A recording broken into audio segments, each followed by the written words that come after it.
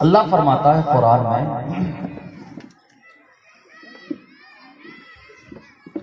تم میں اللہ کے ہاں سب سے عزت والا وہ شخص ہے جو سب سے زیادہ تقوی والا ہے۔ بے شک، سبحان اللہ، واہ کیا بات ہے۔ جو سب سے زیادہ متقی ہے، پرہیزگار ہے، تقوی شعار ہے، عبادت گزار ہے، اللہ کے ہاں وہی عزت دار ہے۔ بے شک، سبحان اللہ، سبحان اللہ۔ معزز سامعین، بس آپ غور سے تھوڑی دیر سماعت کر لیں اور جو میں آپ حضرات تک پہنچاؤں غور سے سنیں۔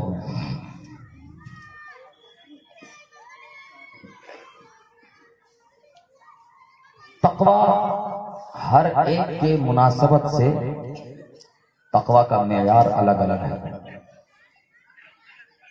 ایک کافر انسان ہے تو اس کے لیے تقوی یہ ہے کہ وہ ایمان لے آئے، کیا بات ہے۔ ایک مبتدی مسلمان ہے تو اس کے لیے تقوی یہ ہے کہ بنیاد اسلام پر عمل کرے۔ بے شک، بے شک، حق ہے، سبحان اللہ۔ ایک فرائض کا عامل، اس کے لیے تقوی یہ ہے کہ نوافل میں کوشش کرے۔ ایک ولی کامل، اس کے لیے تقوی یہ ہے کہ قرب الہی کی متلاشی رہے۔ واہ کیا بات ہے۔ بہرحال تقوی کا معیار الگ الگ ہے، اور وہ انسان جو اسلام کی بنیاد کو چھوڑ کر تقوی تلاش کرے تو اس کو تقوی ملنا مشکل ہی نہیں، ناممکن ہے۔ اور یہ بھی لکھا صوفیاء نے کہ 40 سال کی عمر کے بعد بھی تقوی ملنا مشکل ہے۔ ہاں یاد رکھیے گا اسی بات کو۔ 40 سال کے بعد ہمارے ہاں عموماً لوگ 40-45 سال کے بعد اللہ کو یاد کرتے ہیں، مسجد کا رخ کرتے ہیں۔ معزز سامعین، آج کا تو حال یہ ہو گیا ہے جیسے میرے آقا نے فرمایا، یذهب الصالحون الاول فالاول وتبقى حفالہ كحفالة الشعير او التمر۔ میرے آقا نے فرمایا ایک دور آئے گا کہ اچھے لوگ ایک کے بعد ایک چلے جائیں گے، بھوسا رہ جائے گا۔ کیا رہ جائے گا؟ بھوسا، چھلکے رہ جائیں گے، بھوسا رہ جائے گا، جیسے کھجور کا بھوسا ہوتا ہے اور جو کا بھوسا ہوتا ہے۔ آج ہم اور آپ اس دور کو دیکھ سکتے ہیں جس کی نشاندہی میرے آقا نے برسوں پہلے فرما دی تھی۔ معزز سامعین، بے شک حق ہے۔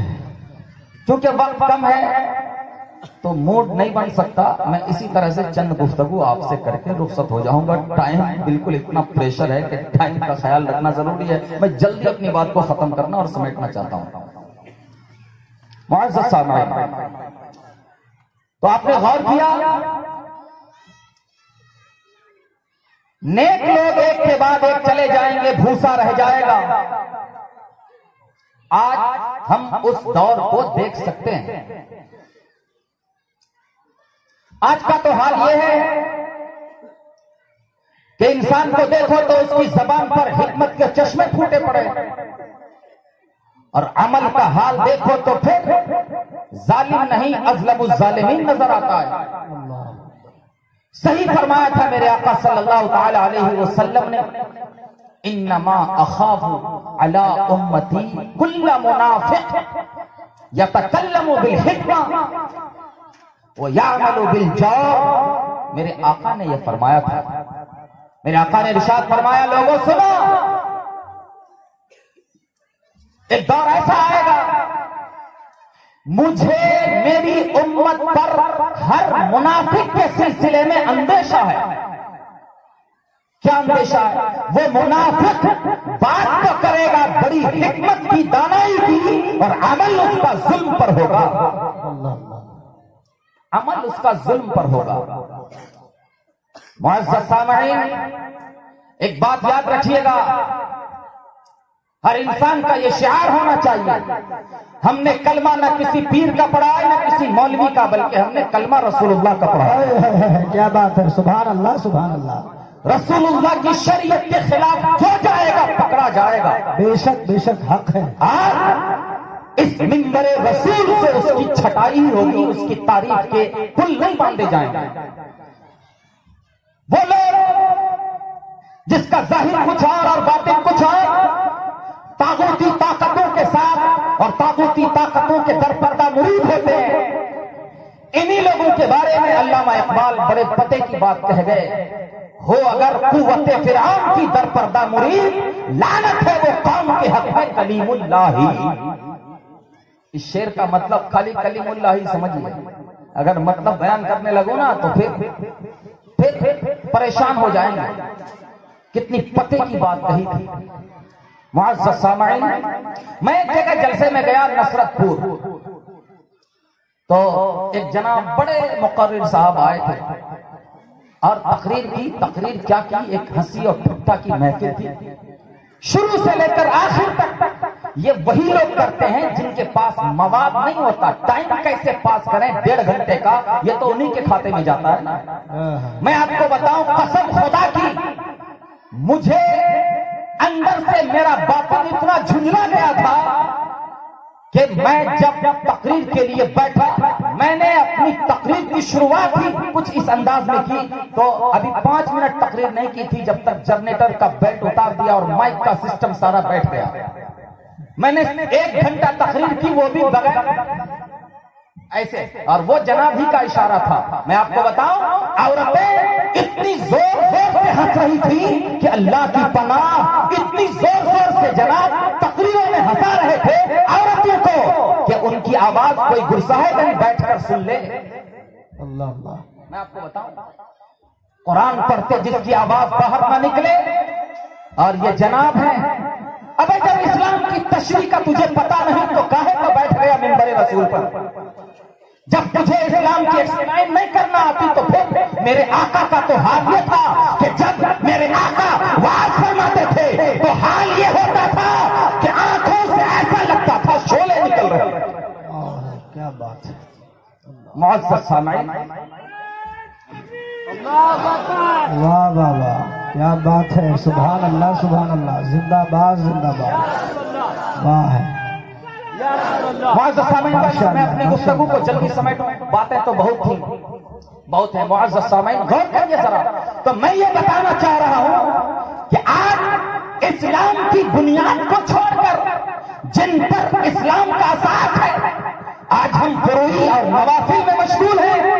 یہ یقیناً شیطان کا ایک فریب ہے جو عبادت کے پردے میں ہمیں ہلاک کر رہا ہے. اب آپ دیکھ لیجئے نا، یہ جلسے کرانے والے، میلاد کرانے والے، پروگرام کرانے والے، آپ کو بتاؤں ان کا تو حال یہ ہے کہ ایسا لگتا ہے کہ ہر فرض سے اہم یہ فرض ہے جناب 2 دن پہلے ہی سے نماز پڑھنا. کیوں؟ کیونکہ بھاگ دوڑ کرنی پڑے گی نا، انتظامات کرنے پڑیں گے جناب کے اوپر، تو بہت بڑا بوجھ ہے. اب نماز جائے بلا سے پیچھے رہے، اب تو یہ جلسے کے انتظامات کرنے ہیں نا، پھر نماز جائے بلا سے ان کی کوئی فکر نہیں. ایسا لگتا ہے جیسے ہر فرض سے یہ اہم فرض ہے، جبکہ اس کا درجہ استحباب کا ہے. تم نمازیں چھوڑ کر فرائض کو پس پش ڈال کر کام سے اللہ کی خوشنودی حاصل کرنا چاہتا ہوں، مجھے بھی تو بتاؤ. جانتے ہیں میرے آقا نے کیا فرمایا تھا؟ میرے آقا کا ارشاد ہے، غور سے سنو مسلمانوں، میرے آقا کا ارشاد ہے، 4 فرضہن اللہ تعالی، 4 فرضہن اللہ. میرے آقا نے فرمایا 4 چیزیں ہیں جن کو اللہ نے فرض کیا ہے. کیا ہے؟ 4 چیزیں ہیں جن کو اللہ نے فرض کیا ہے. غور سے سنیے گا میری گفتگو کو. میرے آقا نے فرمایا فمن اتا بثلاث لا یغنین عنہ شیئا. میرے آقا نے فرمایا 4 چیزیں ہیں جن کو اللہ نے فرض کیا ہے، ان میں جو 3 کو ادا کرے گا، 1 کو چھوڑے گا، یہ 3 بھی بیکار جائے گا، اور یہ کچھ کام نہیں دیں گے یہ 3 بھی. یہ تین باتیں بھی ان کے کچھ کام نہیں آئیں گے. وہ چار باتیں کیا ہیں؟ الصلاۃ والزکات، بے شک حق ہے. وصوم رمضان وحج البیت. میرے آقا نے فرمایا وہ چار باتیں ہیں: نماز، زکات، رمضان کے روزے اور خانہ کعبہ کا حج. ایک دوسرے مقام پر میرے آقا نے فرمایا اور الاسلام وہ قواعد الدین فی ثلاثہ علیہن اسس الاسلام. میرے آقا نے فرمایا اسلام کے معاملات اور اسلام کی بنیاد تین باتوں پر ہے، انہی پر اسلام کا سارا اثاثہ کھڑا ہے. بے شک حق ہے. سبحان اللہ سبحان. ساری عمارت اسلام کی انہی تین باتوں پر کھڑی ہے. میرے آقا نے فرمایا من اتا واحدۃ منہن فہو بہا کافر وحلال الدم. میرے آقا نے بہت بڑی بات فرما دی ہے. میرے آقا نے فرمایا کہ جو ان تین میں سے ایک ادا کرے گا باقی دو کو چھوڑ دے گا تو وہ اللہ کے ساتھ کفر کرنے والا ہے اور اس کا خون مباح ہے. کیا فرمایا؟ اس کا خون مباح ہے. پھر میرے آقا نے فرمایا وہ تین باتیں کیا ہے؟ شہادت اللہ الہ الا اللہ والصلاۃ المکتوبہ وصوم رمضان. وفی روایت من اتا منہن واحدۃ فہو باللہ کافر لا يقبل منہ صرفا ولا عدلا قد حل دمہ ومالہ. میرے آقا نے ارشاد فرمایا لوگوں سنو، یہ چار تین باتیں وہ ہیں کہ جن پر سارا کا سارا اسلام کھڑا ہے. جو ایک بات کو ادا کرے دو کو چھوڑ دے تو وہ اللہ کے ساتھ کفر کرنے والا ہے اور اس کا خون مباح ہے. ان تین باتوں میں سے ایک کلمہ شریف ہے، دوسرا فرض نمازیں ہیں، تیسرا رمضان کا روزہ ہے اور ایک روایت میں یہ ہے کہ جو ان میں سے ایک کام کرے گا باقی دو کو چھوڑ دے گا تو وہ اللہ کے ساتھ کفر کرنے والا ہے. اس کا نہ کوئی نفل قبول نہ کوئی فرض قبول. اس کا خون اور اس کا مال دونوں مباح ہو گیا. دونوں مباح ہونے کا مطلب سمجھ رہے ہیں؟ یعنی اگر اسے قتل کر دیا جائے تو اس کے خون کی کوئی قیمت نہیں، اس کے مال کی کوئی قیمت نہیں. ایک طرف تو اسلام کی بنیاد کا یہ حال ہے اور ایک طرف ہم جلسے کرانے والے، یہ دیگ اور فاتحہ اور یہ نوافل اور یہ مستحبات میں لگنے والے. غوث پاک کا فرمان وقت نہیں میں آپ کو سناؤں، آپ اش اش کرتے رہ جائیں گے. کیا فرمایا خود اعلی حضرت نے اسی بات پر کہ نوافل بغیر فرض کے اللہ منہ پہ مار دیتا ہے، قبول نہیں فرماتا. اس موضوع پر ایک کتاب بھی اعلی حضرت نے لکھ دی جس کتاب کا نام ہے اعز الاقتناع. پوری کتاب ہے، پوری کتاب اسی بات کے اوپر ہے کہ کوئی بھی نفل اللہ قبول نہیں فرماتا جب تک کہ فرائض ادا کیے جائیں. بے شک جب تک کہ فرائض.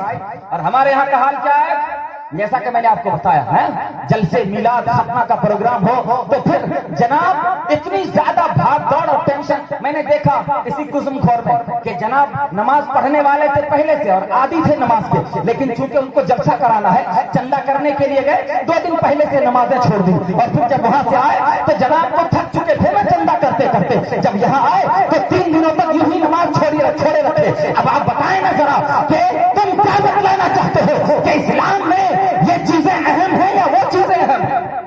اگر ان نوافل کا مرتبہ فرائض سے زیادہ ہوتا تو اللہ انہیں کو نہ فرض کر دیتا. اللہ نے نمازیں فرض کی، اللہ نے میلاد فرض نہیں کیا. اگر تم یہ کرو جلسے تو اللہ کے ہاں ثواب پاؤ گے، لیکن تب جب کہ تم فرائض کو ادا کر کے جاؤ گے تب.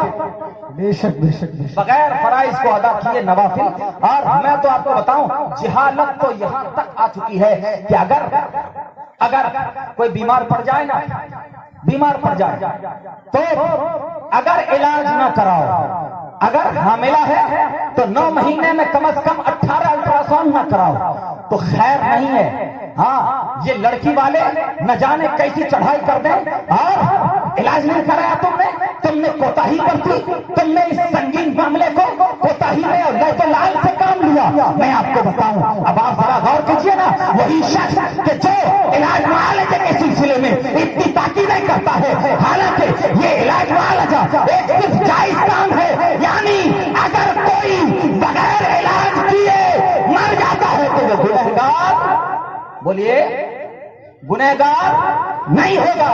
علاج معالجے کا اسٹیپ اسلام میں اور منصب صرف اور صرف جواز تک ہے، جائز ہے. لیکن اگر ذرا کوتاہی برتو تو سماج والے تان تشریح کے شکار ہو جاتے ہیں اور نہ جانے کیسی کیسی باتیں کرنے لگتے ہیں. ایسا لگتا ہے کہ یہ علاج معالجہ اسلام میں ہر فرض سے اہم فرض ہے. میں بتانا یہ چاہتا ہوں کہ کیسے ہم لوگوں نے گودا چھوڑ دیا اور صرف چھلکے کے پیچھے پڑ گئے. ہم واقعی بھوسے ہو گئے اور ہم نے اصل اور بنیاد اور گودے کو چھوڑ دیا اور چھلکے کے پیچھے واقعی پڑ گئے. آپ ذرا غور کریے معزز سامعین.